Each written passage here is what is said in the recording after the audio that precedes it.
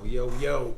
Welcome back to another episode of the Nerd Related Podcast. It's me, Mario, with my boy, Bowser. Yes, sir. Mario's killing it, so figure we represent for our boy. The second grossing animated movie of all time so far. I don't know if it's gonna catch Frozen 2. That's a hard. Yeah, it needs like 300 million. It's gonna be a lot. That's tough, man. I never thought Frozen sold that much. I thought Mario would catch it, but I mean he still could. But there's too much hot stuff. And it's out now, and it's coming out, and it's already out on DVD and Blu-ray. Yeah. The run is over, guys. The run is over. Yeah. When Frozen 2 was out, I don't remember what else was out at the time. You know what I'm saying? And I thought movies. Well, I never thought movies would be dead or whatever, but like I think they're coming back very hard, man. You know what I'm saying? We got Mario, John Wick 4. We just seen Transformers. You know what I'm saying? Like movies are doing pretty good right now. So it was a hard road, but I mean they did their thing. First movie. Now they're talking about doing Zelda.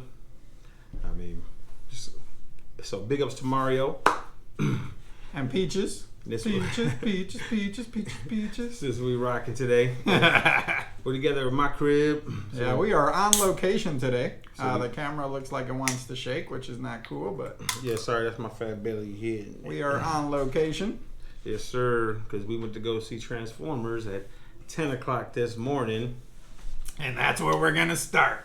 Yep. So if you haven't seen Transformers, we're gonna spoil it because we don't do non-spoilers. That's just not what we do. It's about to get spoiled. I'm about to loosen this because it's choking me. So we're gonna keep it on my head, but it's gonna be loose. Now we're not gonna tell you every single thing about the movie, but we're probably gonna touch a lot of bases and say a lot of things. So if you don't want to hear about that, I don't know. You might want to stop and fast forward about 15. Fast forward to the silo part. Yeah. So before we get into Transformers, remember we got a interesting email which I thought was spam. Oh, yeah. So I wanted to give if this is true. So I got an email just to give you some background around it. Email was like, "Hey, congrats being on the top 100 for Apple Podcasts," and I'm like, "There ain't no way this is real." So I started looking. I checked through my email. I looked up top 100 podcasts, and then I started Googling how to search that. And for sure was not in the U.S., but apparently we're in the top 50 podcasts of like Bulgaria.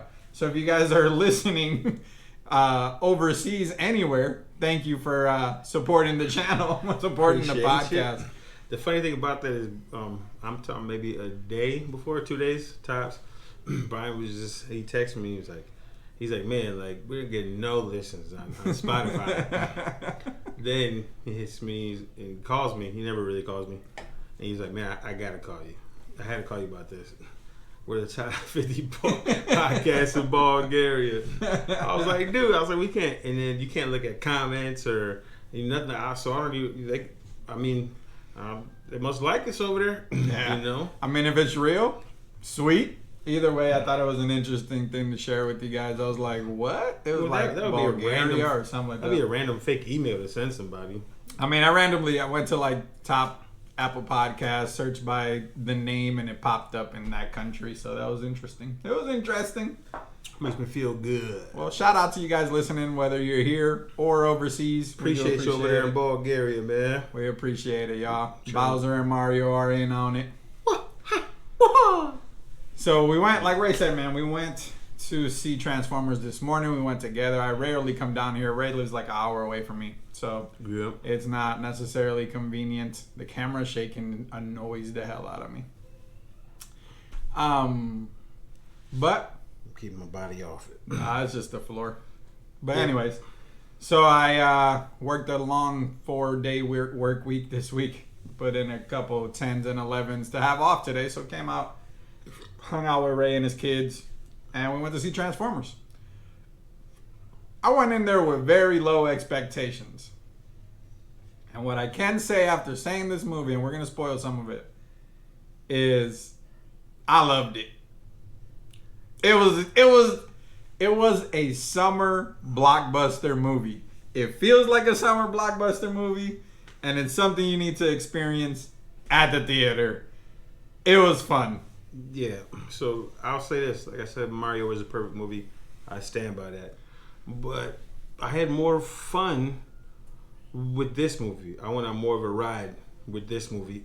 I mean, obviously, it's Transformers, big action and whatnot. So there were some parts I didn't like preferably, or how they got to somewhere.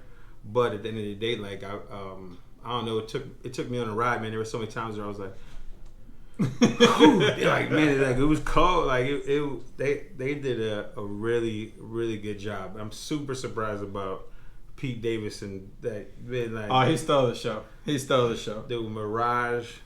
He stole the show. Cold. And if you don't know, like I didn't know, like I was in the theater. It was about 30 minutes into the movie or so. I was like, Brian, what? I'm like, this ain't got nothing to do with the other Transformers movies. He's like, nah. So it's like a soft reboot. So Optimus Prime looks pretty much exactly the same, and so does Bumblebee. You know what I'm saying? But Optimus Prime pretty much always looks the same. But Bumblebee looking the same and doing the same things with he doesn't talk. He uses the radio or recordings of stuff. So like it's a soft reboot. You know, you're gonna know a Bumblebee and you're gonna know Optimus Prime. You know, same voices for everything and stuff like that. But other than that, everything was pretty much brand new. So they're falling short of calling it Universal. So Anthony Ramos, who's the main character, Noah, on the movie, he called it a reboot. But Universal hasn't labeled it that. So it's hard to... It feels like a reboot for sure, but it's actually... So it's a prequel and a sequel at the same time. So it doesn't have nothing really to do with the Michael Bay movies, but it is set after the Bumblebee movie because that was in the 80s.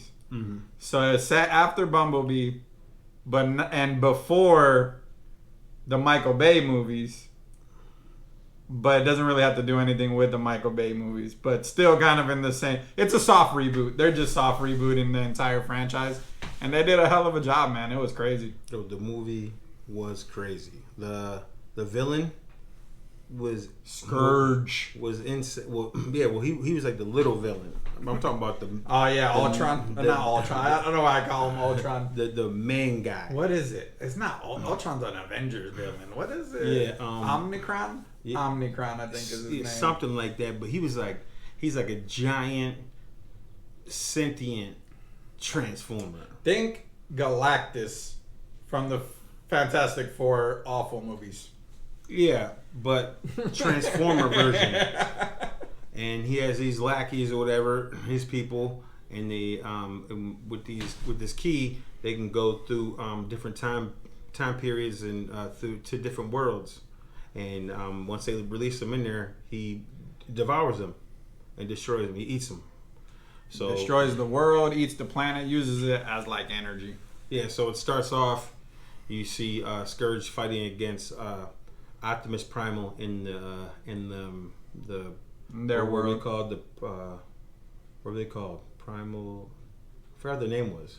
The name of their, because like these are the the Transformers are what primes or whatever. Not primes, but he's a prime. I forgot what their name was. They were it wasn't primals. I forgot what their name was. They had a name, but whatever. They start the movie. You see them there first fighting the primals, and then they take off in a ship and they trap dude wherever he's at. Then it comes to our time, and then you see some girl working for a museum, and they find a key, but it ends up only being half the key, and she does something, and it sends a signal in the air, and then Optimus calls for the Autobots to get out of hiding and come together. And then it starts off with a sick ass car chase. Sick. Yeah, the car chase is cool. So Noah, Anthony Ramos' character, is just down on his luck. His little brother has sickle cell. Single mom. They don't have money. He's an ex-soldier. He's trying to help them out, trying to get a job, not having good luck doing so. So he turns to crime and ends up stealing a Porsche, which ends up being Mirage and leads to the car chase race talking about. which was freaking amazing. Dude, and you get to see right away like why he's called Mirage, which is awesome. From the start. And that's what I'm saying. They do that first car chase had like it sets a tone. Like I just feel I do the whole movie. I never been to a movie. It's been a long time anyway. I can't even remember a movie that had me like in my chest so many times. Like you felt the action and what was going on. Like they immerse you in the scene. Like it was beautiful. It was beautifully shot. You know what I'm saying? I mean, summer blockbuster again is it's what it is. You have to watch this at the movies. Like it's just one of those things. I do have a couple. I won't say complaints because I love the movie. I left the movie time right. Like I'll probably watch this again. And out of all the movies that came out recently, between Across the Spider-Verse, The Flash, Elementals is coming out. I wanted to see Transformers, but I'd say it was probably at the bottom of all of the anticipation of what I wanted to see. And I left this movie just super excited. But there are some things that kind of are interesting. First one is it suffers from the same thing all the other Transformers movies kind of have an issue with. And that's the fact that they want to imbue the human element. Like they all do this. Like they want you to care more about Noah. And I don't know why I can't remember the actress's name. She's a big part of the movie. I don't even know what her name is. So they try to make you care for these characters. And we're there to see robots. Like we are literally there to see Transformers do their thing. But along the same lines of that, and I texted my buddy Diego about this, and he mentioned it to me as an issue, and I was like, I wholeheartedly agree with it.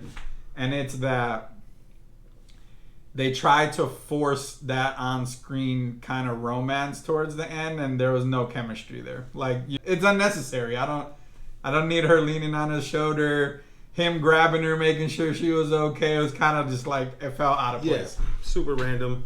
You could have took that girl out the movie and still made the same movie, which I think they should have done. Her character was useless. Yeah. She was there to decipher but that was stupid. You got these primals or whatever that are super old, advanced, right?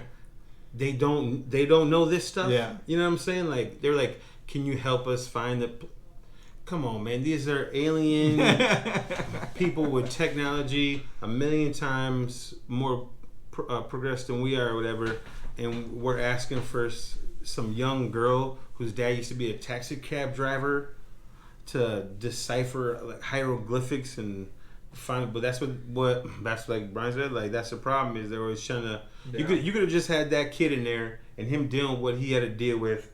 And then them going throughout the movie. Yeah. And them figuring out those things they had that girl figured out and had the same exact experience. Because I love the movie, all of it, except for the parts with that girl in it. She was helpless, and every scene with her was drawn out, taking too long to get to somewhere. You know, so that's my only problems with the movie. Yeah, I would say that too. Like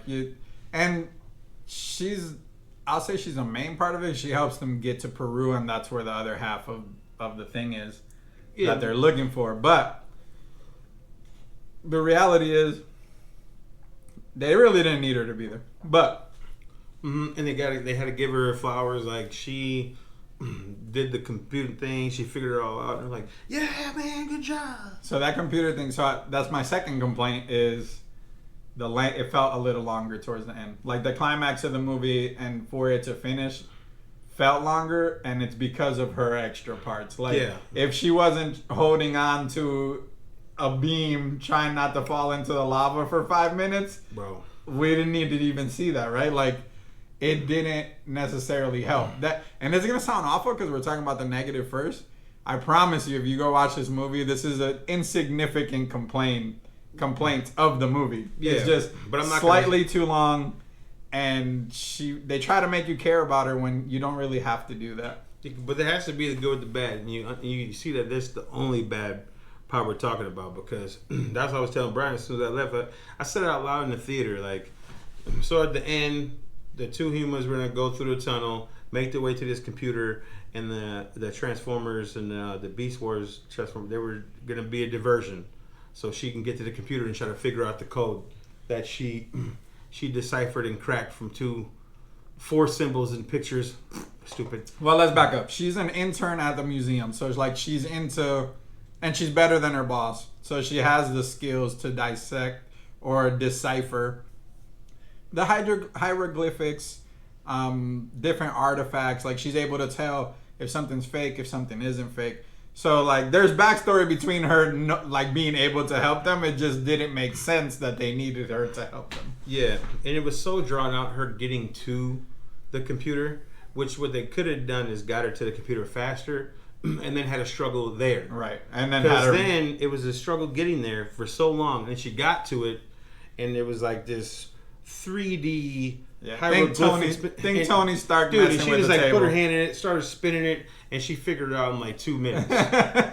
Like, dude, so we had all this nothing to get to that part. But other than that, that's my only complaint. Yeah. Because I like that, like Brian said, she was an intern, but she knew more than her boss. Like, how many of us have lived that or know that kind of thing where your boss takes credit for everything you do? You know what I'm saying? Because on the side, she wants to look like she knows everything about everybody, but she really don't know jack.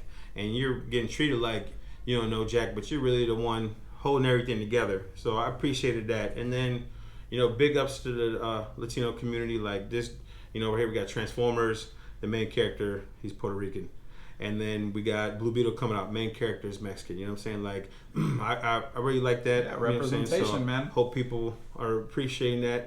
I really enjoyed it. I'm a sucker for it. Like, when you're Puerto Rican. Yeah, when it comes in, like, they go through his door. He's in the bedroom. First thing you see, big ass Puerto Rican flag with the picture of Biggie's album on his table as he's working on some stuff. I was like, I mean, Anthony Ramos is Puerto Rican, but like. Yeah.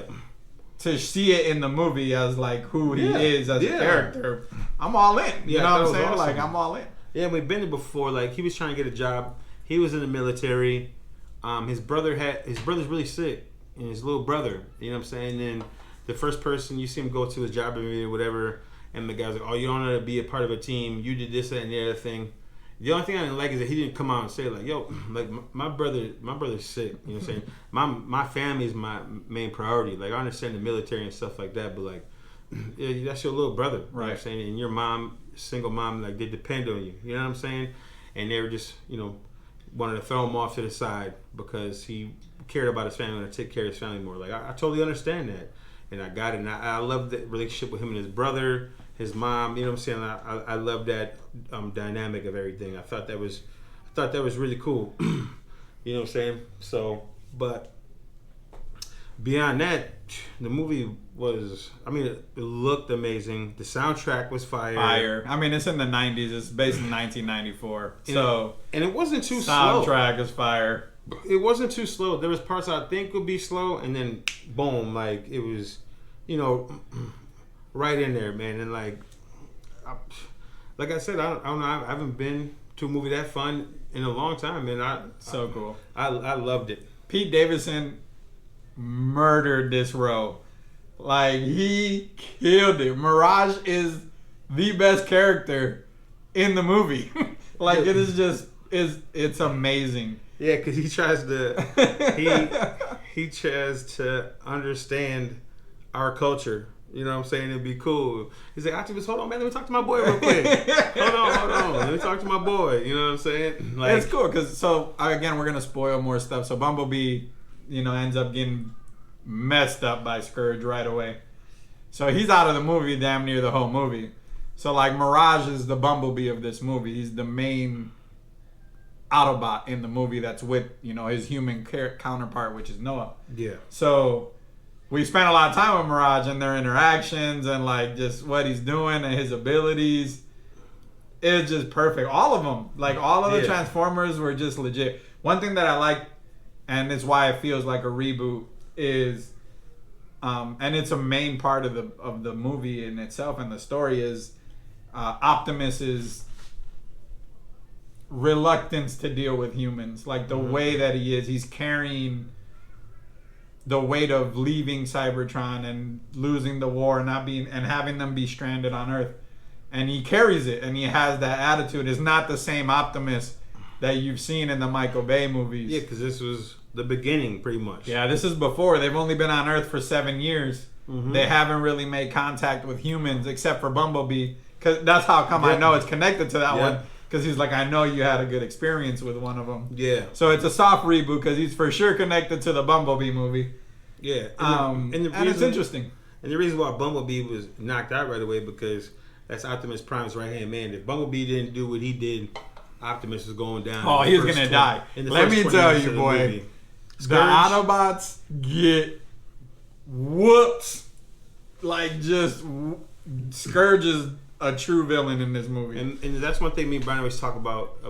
Do you feel this movie? You know what I'm saying? Not the action being cool, not any of that stuff. Like, do you feel danger? Do you feel seriousness? And this movie was no bullshit. Like, there was plenty of, comedy and side stuff, but the whole time you were like, yo, this dude's whooping Optimus ass and all these other people, and if this big dude comes, it's over. It's over. The world's done.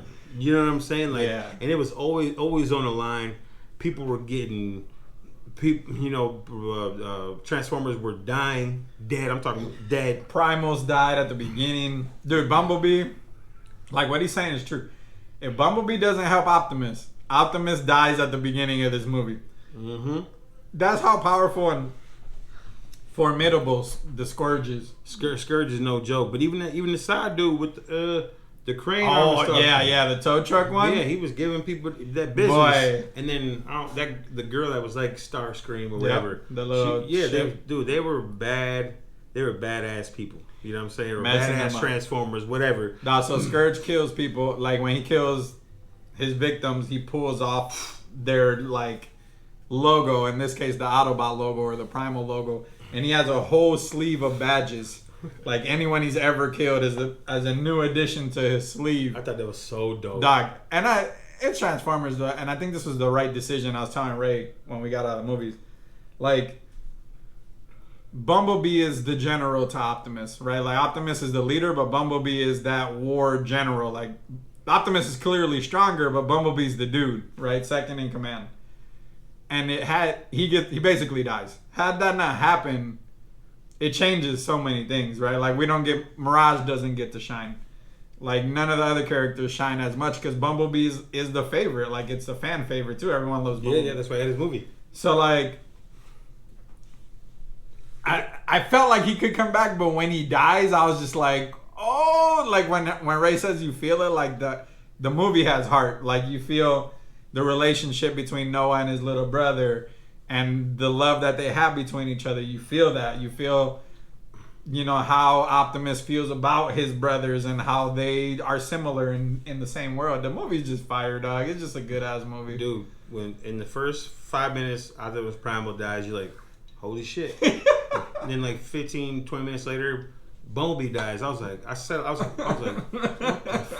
dude, they are not playing no games in this movie, dog. Like, it was the shit. And then seeing the Beast Wars, like, and that's what I grew up on, those Transformers, not the 80 ones, even though I did watch those as a little kid, obviously. But Beast Wars Transformers, that was my jam. I was like 11, 12, and like that was my shit. Oh, another thing. The rhinoceros dude did nothing. So here, I guess I lied. There is another complaint. The movie's called Beast Wars or Rise of the Beast or whatever. And we really didn't see too much of the Primals. Like, we see Optimus Primal, which we should. He's the leader, and he is absolute fire. Yeah, that bird's fire, too. Like, he's fire. The bird was cool. Razor Edge? Something like that. Razor Aid? Something like that. Cheetor was cool. We didn't see too much of him, or the Rhinotaur. We didn't see too much. But the Rhino, you seen nothing except for like little scenes at the end when there was big fights and he's like running through. So you see them when they're fighting at the end, and there's some scenes there like that you see, like when Cheetor when they transform. Dude, that was sick. And they start doing the Optimus Primal looks amazing, and there's a couple scenes, but I wanted more of that. Like the whole point of this hammer. The hammer around, dog. The sphere that Cheetor threw into the air to knock the one chick out the air. Dude, it was. I'm telling you, the movie was amazing. It's good. But dude, it was dope. And then like I said, I want to spoil everything. We won't spoil the end credits. So yeah, dude, the end. It's not really. It's at the end of the movie. The credits don't roll, but it's the last scene in the movie. We're not gonna spoil it. You need to get to the movies to watch this. But dude, the other part too, that was when I initially saw it, I kind of rolled my eyes and I was like, I'm over it. Like I was like, yeah, I think we might have crossed the line of going too far. So Mirage tries to fight Scourge 1-on-1, and we've already seen Optimus get whooped by this dude, so there's no way in hell that Mirage is gonna take him down. So he ends up protecting Noah. And as he's protecting Noah, he's like, hey, I can help you or whatever. And he ends up giving Noah, like, a Power Ranger suit. You know, like, he's Iron Man now. Like, basically, his parts from his car cover him head to toe. And now he's fully armored. And in the moment when it happened, I was like, no. And that feeling lasted maybe 27 seconds. Because immediately after, I was like, this is fucking amazing. Dude, that shit was sick. It was so cool. Dude, to me, and I never had that point that Brian had.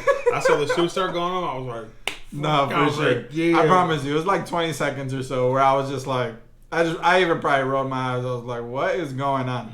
And then when he completed it and he started moving around, I was like, oh yeah. Well, because every other movie you see the people in, they're kind of helpless. They're forced in there doing some dumb shit. Besides Mark Wahlberg, who like stole alien blasters, whatever, doing that. Like even that's far fetched. You know what I'm saying? Like this whole movie, they stayed out the way because there's not shit they could do. They finally like this is the only way you could do something. You know, otherwise these people would be dead like that. You know what I'm saying? So they give this dude. It was fire. And it was fire, bro. It and Optimus needed him because. So you were talking. So off camera we were talking, and Ray. So one of these Autobots is the ginormous ass plane. It's like a helicarrier, and he transports them to Peru.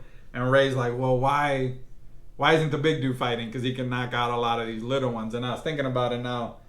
And the reason is he would have been overwhelmed by the little ones. And the way that you can tell that is when Noah's helping Optimus fight Scourge is because he was little and he was stabbing him in the back of the knees and he was like cold move right and there. He was moving him around. So Noah's a soldier, so it's not far-fetched that he's not going to know how to fight or strategize or prioritize. Like he is basically kind of an engineer type dude, but he was a soldier, a decorated one at that. Yeah, and you could tell once he got that suit, even the eyes. But the whole movie, you see that Scourge ain't nothing to play with. So obviously he ain't going to do it on his own, but there was enough there for him to help. You know, without that, it wouldn't have happened. And Optimus wasn't going to beat him one-on-one. As dope as Optimus is, that Scourge dude was on another level. You know what I'm saying? Like I said, he would have died in the first 15 minutes of the movie. This dude was sick. Like, Optimus couldn't believe it. Optimus pulled out his axe, going to do was like, and dude, he was like, I love seeing the look of surprise in your face. He was like, Optimus was like, what the hell? You know what I'm saying? It cannot be. Like, dude, they set the tone right away. And the movie was fire. I think I would definitely see it again. I'll watch it again. I seen something that said best Transformers since the first one that came out. It's the best. I think it's the best. Period. Yeah, it's the best Transformer that they have ever made. Period. Like period. It's not, and I don't think it's close. Like you might have some nostalgia ties to the first Transformer Michael Bay movie, but what I'm telling you, dog, it's because of all the elements. Like when you have a sci-fi movie of this nature that ties to your nostalgia, you have to have enough things going. And the action is there. It's a summer movie that's just fun. The fun is there. The heart is there. You care and you believe. There was a second I thought Optimus was going to die at the end. Because I was sitting there thinking and I'm like, okay, this feels like a reboot. We have Optimus Primal. We have now Noah in a suit, Mirage, all the Autobots, and then the Primals are there and everyone's there. Like, theoretically, don't need them. You can. I don't want to say you don't need them because Optimus is Optimus, but you can move on without Optimus at this point. So or it was come back in some weird kind of way. It was a point where I was like, "Yo, he about to die. Like he's gonna die in this movie." And he got whooped throughout the movie. He got whooped at the beginning. He got whooped when he was fighting him on the way to Peru. Like every time he fought him, he was getting just handled. So that suspended disbelief. Like you just suspend the disbelief and they did that so well that you're just living in the moment, and the movie was just. Yeah, I've never had an action movie. It's fire.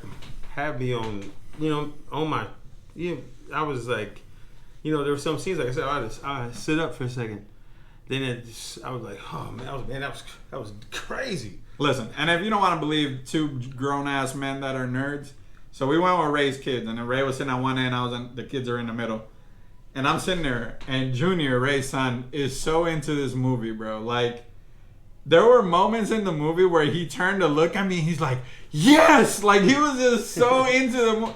And that should tell you enough. Like, if you take anything from this podcast right now, of all the shit that we just talked about Transformers, that moment alone should prove to you that the movie is on another level. Dude. Like, I was just like, I smiled so hard. And he did it like 3 times. And then at the end of the movie, he was like, this is the best movie I've ever seen at the movies in my life. Dude, it was enjoyable for all ages. And like I said, at the end of the movie, I'm 37, so if you're around my age, at the end of the movie, you'll be blown away again. I was blown away so many times. Then right at the end, I was like, what the hell's going on? And then Brian, we looked at each other. Like, what? I was like, what? Let's go. I couldn't believe it. Like, the end scene of this movie, they don't even make you wait for the end credits. It is literally how the movie ends. There's nothing comes up. Dude, it couldn't have ended any better. I'm talking about one of the best endings of a movie you'll ever see. If you're in, if you're into this, right? But I'm telling you, you're probably into it. If you're around my age, dude, you're gonna. I was like, whew. So and then good. The mid-credit scene, there's one. It's really fast too. It's not like a Marvel one where you're waiting like 10, 15 minutes. Like, this is about 3-4 minutes in. Perfect.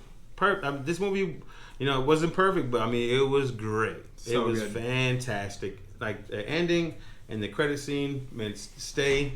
It was dope. I hope you guys get out there, man, because the reality is Transformers is sandwiched between so many high-budget movies. Something has to fail. Like, there isn't enough money for people to go to all of this stuff. Spider-Man Across the Spider-Verse is doing well. Transformers came out this week. Next week is The Flash. And Elemental. So, like, Elemental's gonna take that kid dollars, right? The kid dollars are either gonna stay with Spider-Man or maybe switch to Elemental, leaving Transformers in a limbo, in my opinion. Something's gonna fail. It might be DC because there is still. I think Elemental's gonna fail.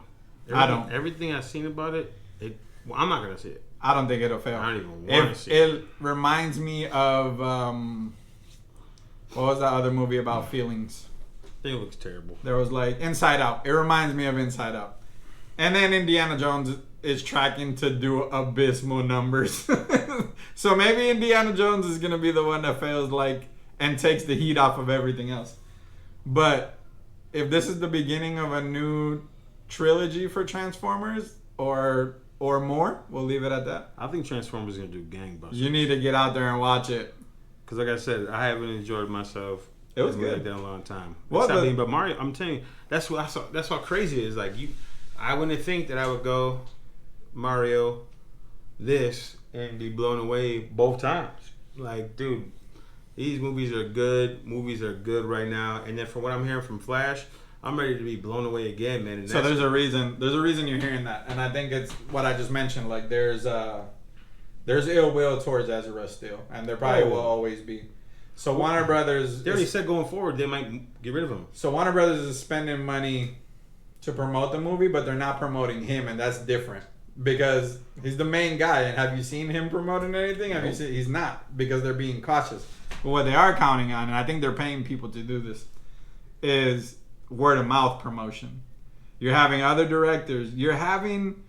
Who was the director that just said it was amazing and doesn't like superhero movies? Stephen King said the movie was great. Kind of off the wall. Why would you volunteer that in general? Well, first of all, they didn't pay him. You can't pay Stephen King. I don't know. It's a friendship thing, though. Like, if James Gunn asked him as a friend it would be done, bro. This is what I'm saying. They're friends though. Stephen King doesn't have any. Like he's a recluse, dude. He doesn't say nothing about. I don't know, nothing. dog. They're not promoting the movie. No, they're counting on word of mouth promotion for sure. So the people that are promoting the movie either truly believe the movie is amazing, and some of the reviews are already coming out because the embargo's lifted, and it's not like overwhelmingly positive, or they're planting those reviews so that people say it's a movie, so you go watch it. But either way, we're gonna watch it. Stephen King hasn't even said good things about adaptations of his own movies, dude. He don't talk to nobody, nothing like that, man. I've been a big fan of Stephen King for a long time. You can't. He'll sit down with horror movie people and stuff like that, but he don't really talk about shit. You know what I'm saying? And for him to come out and say anything even decent, nah, I think it's so off the wall. One, it's volunteered. Two, he doesn't like superhero movies, so why the fuck would he even have watched it? Like, there is literally no reason for him to have watched this movie. It's not his genre. He doesn't like them. Like, why would he have even watched it? It doesn't make any sense for him to have watched the movie. Literally. We don't know if he likes Batman or Flash. No, there's no way. What if he's a Michael Keaton fan? I mean, he might. The movie might be good, but I think that specifically is a way for them to promote it. Like, that's just it. And then all the influencers, obviously we know influencers get paid. You guys can pay us to promote movies. Let me know if you want to hook that up. It's just one of those things. Because, like, reviews are coming out, and overall, we know, like, to give you an example, Transformers got a 57 from critics, and it has an 87% audience score right now. So, like, people don't agree in general. But most of the reviews for The Flash are in the 7s across the board. Both sides. Yeah. So, like, it could be just that good of a movie. It's a solid movie. I mean, I'm sure that it'll probably be a solid movie. But we'll see. We only got to wait 6 days now. I don't see, but I'm not even, like, trying to defend the movie or anything like that. I don't like Ezra Miller. I didn't like him from the beginning. No, he didn't like him. And then I see him now. Still, he's like, "You still doing that, bro? You're still doing this, bro? You could move the blink of an eye. We do not need to see you set up. We shouldn't even see you. We want to move? Boom, you're gone. This motherfucker's like, all right, guys, see you later. Like, now what?" Yeah, that's why it's sad. It's sad that Mercury on the Eternals, which is a movie that was awful for everyone, did a better speedster than the Flash in all of these. Those sorry ass Fox movies with Quicksilver. That's the best speedster shit I've ever seen. Dude, the Quicksilver did this. What? And I don't like Ezra Miller in anything I've ever seen him in. I don't like him in real life. I don't like him as a person. So I'm not defending nothing he's doing. I hated his take on Flash in Justice League and in Batman vs. whatever he was in. I think it sucked, and the interpretation of it sucks. But I'm banking on the stuff I've seen from both Batman movies. These guys have learned from Zack Snyder. You know what I'm saying? They're making Batman doing amazing things. That's what he does. As a man, he's doing things that other men can't do. And from the pictures, the videos I've seen, dude, Michael Keaton is how old? You see him like flying through the air, down tunnel, wings spread 360. Like, dude, this is Batman, and I'm all for it. So this is the end of the Snyderverse. I don't want to see Ezra Miller again. I don't want to see the version of the Flash again. I think the Flash. This is the best breaking point. It was always going to be the best breaking point. This is what Flashpoint is. Like, he goes back, fucks something up, comes back, it's a different world. Something changed, and everything will be changed in this case. Yeah. So like when you talk about the multiverse and comic books, it's the easiest. That's how DC resets entire universes. Is literally with this storyline. Like, oh, Flash goes into the past and changes something, comes back, it's a different thing. I'm just happy because before we heard anything and seen anything, Ben was out and Michael Keaton was out. Yeah. That was going around like big time. And I'm seeing them both in here, and they both looks awesome. Carol looks awesome as Supergirl. Rumors we got Zod back. Like, to me, it's more about everything else. So we're seeing, and I love the Flash. He's one of my top guys, top 5 probably. I love the Flash, and I think they've butchered him. And it's still the Flash parts have not stand out to me in anything I've seen at all.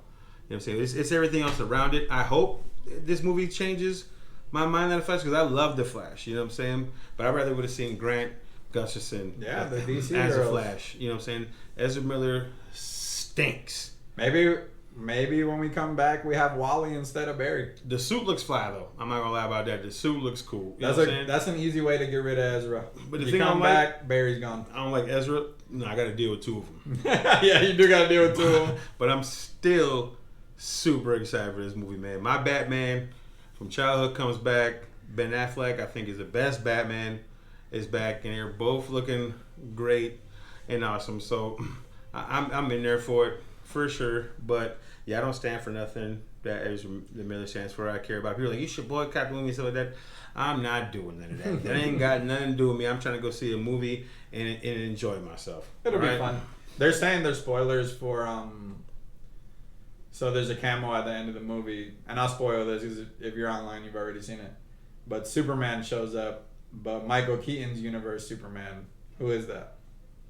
Christopher Reeves? No, that's not Michael Keaton's Superman. Who was rumored to play Superman during that time? Oh, Nicolas Cage. Nicolas Cage. There's a supposedly. I mean, a lot of people have seen it at this point, but there is a camo at the end of this movie, a cameo, and Nicolas Cage shows up as Superman at the end of this movie. So, I in the worst way don't want to see that, dude. Like, I'm hoping so bad that this is not true, dude. I think it's true, and I can't wait to see it. Because I remember seeing his like tests for the movie. Yeah, You had like long hair down You here. did have a long hair. And it's Nicolas Cage, forehead, long hair, just like that's what. I can't wait. More like Super Dude or something. It's gonna be amazing, bro. This is gonna be the best. But I'm here for it, man. And dude, you guys gotta go see Transformers. You got to go see Transformers. What would you say was you seen Spider-Man and Transformers? What'd you like more? Tough. That's good. I mean, that's a good thing tough. though. So Spider-Man. So Across the Spider-Verse is probably one of the best animated movies. I liked it better than the first Into the Spider-Verse, which is crazy because Into the Spider-Verse was amazing. It was a good movie. So I like this one better. Ray hasn't seen it yet, so I'm gonna give him a break. I'm not gonna like go into it. As far as feelings go, the movie was awesome. The length was good. The plot twist towards the end with Miles is really cool. But it might just be prisoner of the moment because we just watched Transformers. But I feel like I had more feels about Transformers. Like Dude, there was more feeling. Transformers brought the feels. They brought it. Like, so, dude, I felt that's like good. the You world, can't. Yeah, you cannot deny the way you felt You can't. watching that movie, and then walking out. My kids were like, "Man, that movie was the best." You know, I'm like, dude, it worked. It's up there for me. It's so fire. Like, dude, I never talk about none of the other Transformers movies. No, besides never. it looking cool. And I've watched them maybe one time. You know, like I never watched them again after that first time. I was like, whatever. I love Optimus's voice though, and I love the look of Optimus. Like obviously, I like Optimus Prime. I like Bumblebee. I like all the Transformers. It's just cool as hell. But the movies weren't that good, and like I said, looking good to me ain't enough. Like those, you know. But this movie had everything. It surprised me. I thought it was gonna be decent. Same. I had little expectations for it, and that's probably why we're so high on it. Like I didn't go in there expecting the best movie. Yeah. You know what I'm saying, of the summer up to this point. I didn't think we'd be talking about this long right now. Like, no, we've been talking about it for like 30 minutes. It's so good. Spider-Man though. So Ray hasn't watched it. If you haven't watched Into the Spider-Verse or Across the Spider-Verse, so you should go watch it because the animation is insane. The story is really cool. Again, with representation. There's a lot of stuff in it like that. So think about where we're at right now. So Miles is a created superhero that is a minority. Half Puerto Rican, half black. Based on Donald Glover. Like that was inspiration for him. Blew up. Because he wore a Spider-Man costume on Community one time. which is amazing. And he shows up in a movie, which is awesome. Heard about that. Really cool. But when you're talking representation, you have Miles. Spider-Man 2099 is Oscar Isaac. Again, another half Hispanic character. Gwen, this isn't the Gwen you know. This is an alternate reality Gwen, right? They don't explicitly say this in the movie, but it's online all over the place. Like her costume has costumes of the trans flag, and her dad has a trans sticker on his shoulder. It's never explicitly said or anything, but there's representation of that as well. So when minorities are represented on a grand scale and are successful, it's important in general. So like that aside, the movie's really cool, and what you see in the last act of that movie is equally as amazing, like Transformer wise. Yeah. What you see happen with Miles, and it's like, this shit is awesome. But the ending of the movie I have a huge problem with in Into the Spider-Verse. Or Across the Spider-Verse. See, and that's one thing that Marvel got right. You know what I'm saying? Instead of replacing somebody or something like that. They made a new character. Yeah, they just made a new character, and they put their money behind it, and look where he is now. You know what I'm saying? Miles Morales is huge. Huge. Huge. You know what I'm saying? And he didn't take nobody's spot. He's his own thing, and he fits in just fine. You know what I'm saying? People love him. It's amazing. He's in video games. He's in movies. He's in comic books. You know what I'm saying? Whatever. And he's not even that old. Yeah. Like, Miles hasn't been around for that long. No. And he's already, like Ray said, in games, in movies. Like, he's a main character of a trilogy at Sony. So I do want to talk about this. So the Miles Morales animated film is a part of a trilogy. So like at the end of the trilogy, then that's it. We'll see what happens then. Can't spoil some of it. But the way that rights work for like movie rights, I'm pretty sure because the deal with Sony was done before, Marvel owns the live action rights to Miles Morales. Or all the rights to Miles. Yeah. And it was probably part of the deal to let Tom Holland Spider-Man be in this to give them the animated rights. I think at the end of this trilogy, because it's a multiverse, and you see in the movie you see some live action scenes from all the other Spider-Mans as he's going through what he's going through. So like you see Tom Holland, you see Andrew Garfield, you see Toby, Donald Glover is in it at a certain point. I think the way this trilogy ends, without spoiling anything, is we get transported into the MCU universe and we meet the live action Miles Morales. And Tom Holland will be kind of phased out, and our Spider-Man in the MCU going forward will be Miles Morales. Because then Marvel doesn't have to give Sony any cut of anything. Money's important. Sony's never going to give those rights back. Yeah. So now you kind of let Spider-Man go into the sunset, and Sony still has a Spider-Man. It's just not Peter Parker. And then he's still young. He's younger. He needs help. He'll be with the younger Avengers, and it's just a perfect transition. Yeah, it seems like Marvel's slowly trying to cut ties with everything that people are trying to hold them to. You know what I'm saying? Like, oh, well, we got this, so you got to cut a deal with this to do this. They're like, okay. Weasel him on out of here. And Tom Holland wants to he made some TV show, I guess, that... Heard he's take a break for like a year. Yeah, because they said the show like beat him up, like physically and mentally. He's like over it. Well, he's been going hard. Yeah, for a while. Super hard. So he's gonna take a break, and no one wants to play like the character for that long. Like Hugh Jackman is an exception. It's not a rule. Like most people play it for 3 years and they're done. Even Elizabeth Olsen was like, I love being Scarlet Witch, but I don't miss it. Like I don't want to go back and do that. You know what I'm saying? Yeah. So at some point, they have to be able to move on. Whether it's the Young Avengers, the X-Men, the Fantastic Four, like we can leave the MCU, away from it. And I think that's what we're gonna get. We're gonna get a live action Miles. It's gonna happen in the next 4 or 5 years. It should. And I'm all for it. It's gonna be amazing. Yeah, I can't wait till Marvel can cut ties with all these companies. You know what I'm saying? I mean, they put themselves in that bind anyways. Yeah.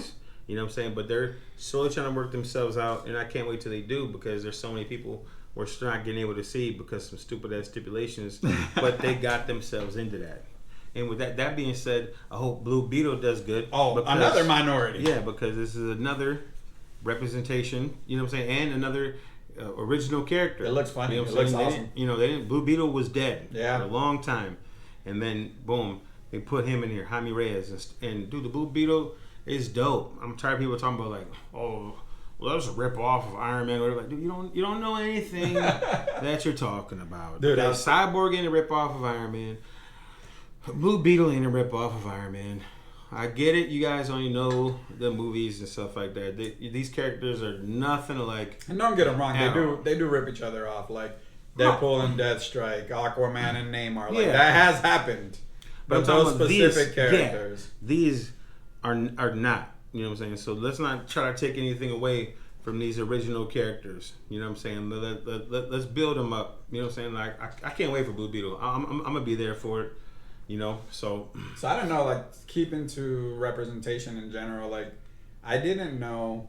I was looking at like some Miles stuff and trying to see what I actually was looking for was like what the nationality of O'Hara, which is Spider-Man 2099, like what he was, and he's like, I think I never knew. Half Guatemalan and half something else, and Irish because of O'Hara. So when I'm looking for that, I stumbled upon other stuff and some shit that I don't know, and I'm kind of ashamed I don't know because I've been a way bigger fan my entire life. Had I knew, the first white tiger ever, Mexican, Puerto Rican. Oh, Puerto Rican. And like full-blooded Puerto Rican, like came from the island, was going to school in New York. The girl, right? No, so that's his niece. Oh yeah, the white. Yeah. So yeah, the very first white tiger is Puerto Rican, and then they've changed them along the line. But the current white tiger is his niece, and then at one point I think his sister was also the white tiger. But like that's crazy. Like, and I didn't know. I had no idea. I was like, yo, I would have been all over this. I would have been looking up amulets and what everything happens and his powers and origins. And this was just a random. I stumbled on this looking for something completely different. Like I had no idea. That's why I hate Bane. I hate what they did with Bane and Batman. He's not a white dude. Sorry, Bane's not white. Bane is Latin. Okay, he's a wrestler. Yeah, he's a wrestler. Yeah, man. Like, it wasn't. Sorry, guys. The camera got hot. Hot. Like when I say hot, scorching. So I don't know where it ended off, but we were talking about representation, and I feel like Bane never got a fair shake at his representation. He's way better than that, cooler than that. So we'll go from here. We're gonna jump to Silo because we've been spending a lot of time on this. And we watched Silo together today. We just watched Silo together today, and just, dude, I love the show. I love it, but like I said, dude, it just keeps open. You know it, dude. It just keeps opening new shit and never explains anything else. So right now, like, I'm intrigued because I want to know something. There has to be answers. And then it just keeps unraveling. And you first of all, I don't know anything. I don't know nothing. And you continue to not know nothing. You know what I'm saying?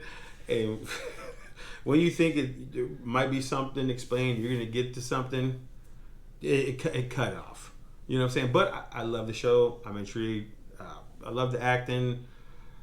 This new episode, like... I feel like we got some answers today, though. Yeah, minor. We got some answers. We found the hard drive. That's important. The hard drive was found. Yeah. Oh, girl's smart. Oh, girl's smart. And then... I don't know what got jumped in, but I love the... Okay, everyone's scared. Everyone's scared. Everyone's hiding something. And everyone you think has some kind of power or pull actually doesn't. Yeah. And that's where we live in now. Like, the president, all those none of them have nothing to do with nothing. They're just there for you to point fingers at and to... go off of. Like, I think that's what this show's doing really good. It's showing the demographic of the world we live in. You know what I'm saying? Just in a micro cut, right? Like, it's in a silo, but it's parallel. Yeah, it's our world in the nutshell. If you get out of the fake facade, whatever you believe in, like politics, whatever, it honestly is all. It's just they're just putting us against each other. You know what I'm saying? And now, like I keep thinking there's somebody else. There still might be somebody else, but I think right now Common is the main antagonist. You know what I'm saying? Because the whole time he's been acting like he's like working with somebody or he's trying to get weaved in and stuff like that. But he's doing that on purpose because he's the one really pulling the strings, watching everything, doing stuff like that, and he's making everybody else believe that there's this structure and other people. Just like our government, you know what I'm saying? So, I'm loving it right now. I'm loving Common's character. I'm loving where it's going. But we're finding out more things. Yeah, this episode was cool. I do think there's something beyond Common. I'm still subscribing to the idea that this is just one of many silos. But I don't think so. I think it is. It's going to happen. But the episode was cool. So, like, saw more of the relationship between Nichols and her dad. So in the moment I didn't realize it, but now that I think about it, and towards the end of the show, so she's trying to talk to someone that's clearly being drugged in the hospital. She's being drugged. She wants to ask her questions. So it's the same lady in episode 1 that talked to the girl and told her that they didn't want her to have kids. So this lady's still alive. She's being drugged. It's been years now. So she's asking her questions, but we find out that Nichols' dad has been a part of telling the people that they can have kids, but they really can, and he hasn't removed birth controls. So she already doesn't like him or trust him. This is a bigger blow to their relationship. But it was interesting to get some answers on some of that stuff. Like, I honestly didn't even think of where that lady had been this whole time. I knew they took her, but I never thought about it since episode 1. So seeing her again, I was like, who the hell is this lady? But we find the hard drive there. We find out more about the old sheriff, Holton or whatever. Mm-hmm. He had been visiting her. And he figured out that they were watching through the glass. Yeah. So that's I guess that's the biggest, thing that we did, that she figured out as a character, but we also were let behind the scenes the previous episode at the end. So they have technology that the rest of the people don't have. Mm-hmm. So they have all these modern computers, and they're able to see everything, basically. There are dead zones because they replace the cameras when they break with cameras in places that most people don't frequent. So there are dead zones. But in general, they have cameras basically behind every mirror in the whole silo. So like they can see and hear almost anything. So the old sheriff figured that out, and now Nichols knows, which is a big thing. And you're starting to find out that everybody is a piece of shit. Yeah. They're a lying piece of shit, and they're scared for their life, and they're doing whatever they got to do to continue their meaninglessly piece of shit life. And to me, I mean, it's all true. It's a true story. That's how life. That's how it is. Yeah, they didn't. So she questions like how he could do this, yada yada, and she was like, there's repercussions if you talk. Like, they didn't tell me your nothing. family. I didn't know. You're scared, bro. You were scared. It's all fear. But the camera situation, we see more of the book, right? Like the book is important. Georgia, and so I feel like this is the episode we got the most things answered. So as she's sitting in the cafeteria with what will possibly be her new love interest, right? Mm-hmm. She's looking at. We know the screen is fake. We've seen it flash different times. So they're looking at the stars, and she's asking him about the stars. But in the book that she has, in George's book, there's a section about constellations. Mm-hmm. So if the pictures are fake, the stars aren't, the stars is not going to match up. It's not going to match up with the book. So that's going to be... Because she's been constantly learning and figuring stuff out. She's very smart. Yeah. So Brian said before the episode's over, he's like, man, she's going to look at those constellations and look at those stars and maybe realize that it ain't real. Or pinpoint where they are, right? So because we've used stars for navigation forever. Yeah. So either it's not real, or she's going to be able to identify what part of the world they're in through those constellations. Either way, answers are coming. Yeah. My biggest thing is there's only 3 episodes left now, and there's way more questions than we possibly have time to get answered. Yeah. And the way it ended today, to like, do you want to know why your mom killed herself? And I'm like, I thought she was going to sneak in it or something. I did too for a second. I was like, she's going to tell her. But now the judicial knows that she knows. They know she has something. They don't know what she has, but Common knows she has something. It's about to... Yeah, so the tensions have built. It's about to go down. But, I mean, beyond that, I'm interested to see what's on the hard drive because George clearly, knew what was on it. It's about to get real fast. It's going to be crazy. If you're not watching Silo, crazy. Should be watching Silo. The baby's going wild back there, y'all. The baby's going crazy. No, but the episode was really, really good. She's about to turn some stuff upside down now with that hard drive. The mayor, the impromptu mayor, is more on her side than anything. Mm-hmm. We find out that the judge really has no power whatsoever. Nope. She's been just doing what she needs to do to get by as well. The judicial judge has a nice cozy apartment with relics to basically do whatever they tell her to do. Yeah, and I like how the deputy. Yeah, Billings. Yeah, the deputy. He's a good dude, man. He's a good dude, and even the sheriff's being a dickhead. Yeah. Nichols is being a problem. I don't know. I'm super into the show, and I think us having that feeling is an important part of the show because now you keep tuning in, and now it's like, well, when's season 2 coming out, and when do we get to this? But I never watched a show though that for this long stuff kept unraveling, so that's why I'm interested. I'm like, where's this going? What's happening next? Because I was telling Brian to bring it up. Dude, we found out so much. We found out. So what did she call them? Fire keepers, fire something. Yeah, the fire flies or fire. No, not flies. Fire. Or flame. Dang, what? I can't remember. Anyways, there's a group of people that were dedicated to keeping the truth alive. Yeah, to preserving the human knowledge. And that's what caused the rebellion at the beginning of the silo. So it's the silo people versus these people who want to keep information flowing, the curious people. It turns out Nichols' mom was not one of them, but shared that mentality. And she killed herself. We know that now. We don't know why, but she killed herself. But also, we found out that they put something into the water to make people forget about that type of stuff. So they might not even been there as long as it might not even be 140 years. I don't think they were been there. So they put some stuff in the water to have people forget. They've had shit happen. They've limited the reproduction of people that are curious or like-minded, looking for information. They don't let those folks have kids. They want sheep.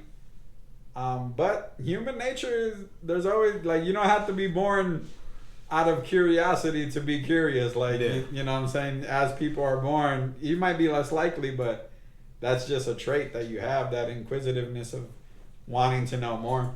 For sure. So it's legit. I love the show. And they're trying to birth stupid people like that. Yeah. It's crazy. It's cool. The show is real. I'm trying to think if there's anything we missed that we might have learned. I mean, Common's characters for sure. Right now, who we perceive to be the main guy, I don't think he is though. Somebody else. The screen thing was cool. What the water thing we learned about. I don't think anything else really. We have more questions. Similar questions. What's on the hard drive, right? Like, why did the sheriff hide it there? When did he find out about the cameras? We probably would never learn that. I don't know. He figured she will put 2 and 2 together, and no one else will look there but her. Yeah. I want to see what's under that water. When is she going to swim? Is what I really want to know. Gotta be soon. Gotta be. Well, guys, a lot of Transformer talk today. Some Miles talk. Some representation talk. We got the Mario and Bowser hats on. Mario, you're gonna fall short, my friend, but second place is no small feat. We appreciate you, sir. And Silo talk, baby. Silo's where it's at. If you ain't watching, you should be watching. Thanks for stopping by. Make sure you hit that subscribe button, hit the follow button. Check us out on Facebook, on YouTube. If you're watching, if you're listening, Spotify, Apple, anywhere you listen to your favorite podcast. And make sure you watch our streams. Ray's been back on Apex. We started playing Battlefield. We didn't even talk video games today. But again, hit that subscribe button. See ya. Stay dirty, y'all.